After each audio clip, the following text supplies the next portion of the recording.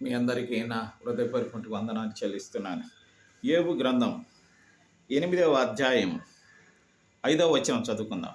నీవు జాగ్రత్తగా దేవుని వెదకిని ఎడల, సర్వశక్తుడకు దేవుని బ్రతిమాలుకొని ఎడల, నీవు పవిత్రుడవై యథార్థవంతుడవైన ఎడల, నిశ్చయముగా ఆయన నీ యందు శ్రద్ధ నిలిపి నీ నీతికి తగినట్టుగా నీ నివాస స్థలమును వర్ధిల్ల చేయును.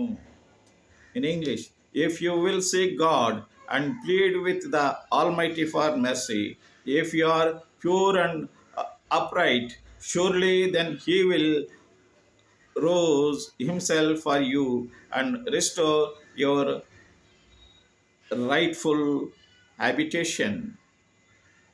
నా ప్రియమైనటువంటి సహోదరి సహోదరులారా, ఈ దినం దేవుడు మమ్మల్ని ఆశీర్వదించునుగాక. రాబోయేటువంటి దినాలలో మీరు భాగ్యవంతులై మీరు మీ బిడ్డలందరూ క్షేమంగా వర్ధిల్లుదురుగాక. దేవుడు మిమ్మల్ని దీవించునుగాక. ఆమేన్.